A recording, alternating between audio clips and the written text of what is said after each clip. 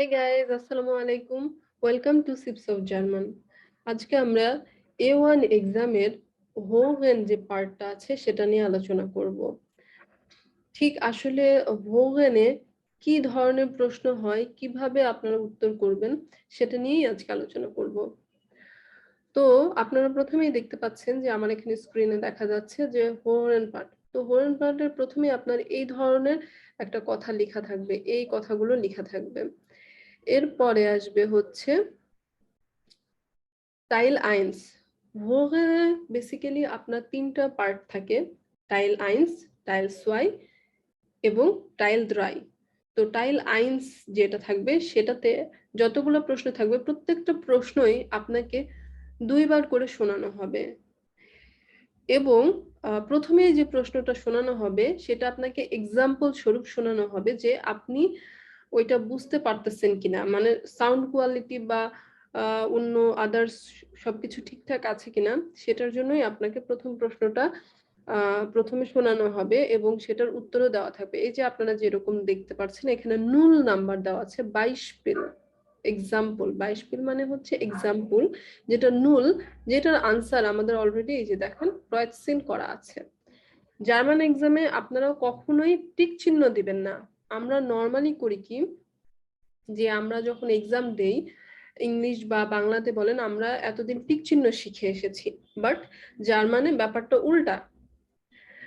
জার্মানে আপনারা টিক চিহ্ন করবেন না, আপনারা ক্রস করবেন এবং ক্রসটা ঘরটা সম্পূর্ণটা ফিল আপ করে এই যে এখানে যেমন ভাবে করেছে জাস্ট লাইক দিস, এইভাবেই আপনারা ক্রস করবেন। তো প্রত্যেকটা প্রশ্নই আপনাকে দুইবার করে শোনানো হবে। তো যেটা 22 পিল থাকবে সেটাও দুইবার শোনানো হবে। এরপরে আপনার যাবে হচ্ছে মেইন প্রশ্নে। তো মেইন প্রশ্ন হচ্ছে এইটা, এই হচ্ছে আপনার 1 নম্বর প্রশ্ন। এটা আপনাকে দুইবার শোনানো হবে, যেটা উত্তর হবে সেইটাই আপনারা উত্তর করবেন। একটা কথা মনে রাখবেন, যখন হো টেক্সট প্লে হবে তখন অনেক কিছু কথাবার্তা হাবিজাবি ওরা বলতে থাকবে, মানে হোরেনের মধ্যে যে অডিওটা প্লে হবে সেখানে অনেক কিছু বলতে থাকবে, বাট আপনাকে টার্গেট রাখতে হবে যে এখানে বেসিক্যালি কোনটা বলতেছে, এই প্রশ্নটার দিকে আপনাকে তাকাই থাকতে হবে যে প্রশ্নতে বেসিক্যালি কি চাচ্ছে সেইটাই আপনাকে টার্গেট করতে হবে, করে সেটাই আনসারকে আপনার কোয়েশ্চেন করতে হবে। ও আর একটা যেটা ব্যাপার আমি বলতে প্রথমে ভুলে গেছি, সেটা হচ্ছে যে প্রত্যেকটা প্রশ্ন আপনি প্রশ্নপত্রে কোয়েশ্চেন করবেন, বাট আপনাকে আলাদা একটা উত্তরপত্র দেওয়া হবে। উত্তরপত্রটাই কিন্তু আপনার মেইন। আমরা যেরকম এমসিকিউ এক্সাম দিয়ে আসছি না, যে এমসিকিউ এক্সামে আপনার এ বি সি ডি দেওয়া থাকতো, তো যেটা উত্তর হতো আমরা সেই গোল্লাটা ভরাট করতাম, তো এরকম আপনার ওএমআর শিট থাকবে আর কি বেসিক্যালি। কিন্তু এই ওএমআর শিটে আপনাকে গোল্লা ভরাট করতে হবে না, এই ওএমআর শিটে আপনাকে এরকম চার কোণা বক্স থাকবে, সেখানে এরকম ক্রস চিহ্ন দিতে হবে। তো টাইল আইনসে আপনার মোটামুটি 6টা প্রশ্ন থাকবে। হ্যাঁ, 5 নাম্বার, এই যে 6 নম্বর টাইল আইনসে 6টা প্রশ্ন থাকবে এবং প্রত্যেকটা প্রশ্নই আপনার দুইবার করে প্লে করা হবে। সো খুব কেয়ারফুলি শুনে ঠান্ডা মাথায় উত্তর করবেন।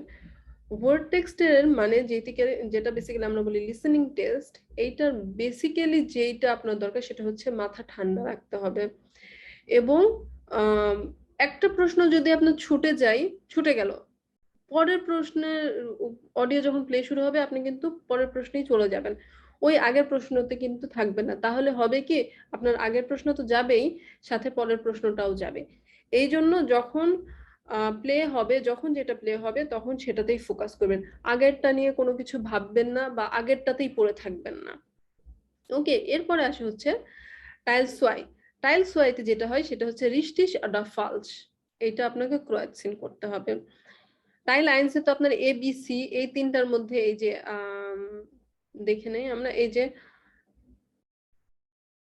টাইল আইনসে আমাদের এবিসি এর মধ্যে কোনো একটা স্পেসিফিক আপনার ক্রসিং করতে হইতো, বাট টাইল সোয়াইতে গিয়ে আপনার কি হবে, রিস্টিশ অডা ফলস, এইটা আপনার ক্রস করতে হবে। তো এখানেও সেম ভাবে আপনার প্রতিটা প্রশ্ন দুইবার করে প্লে করা হবে এবং আপনাকে ঠান্ডা ভাবে বুঝে সেটার উত্তর করতে হবে। প্লাস এখানেও আপনার একটা 22 পিল দেওয়া হবে, মানে এক্সাম্পল দেওয়া হবে বুঝার জন্য।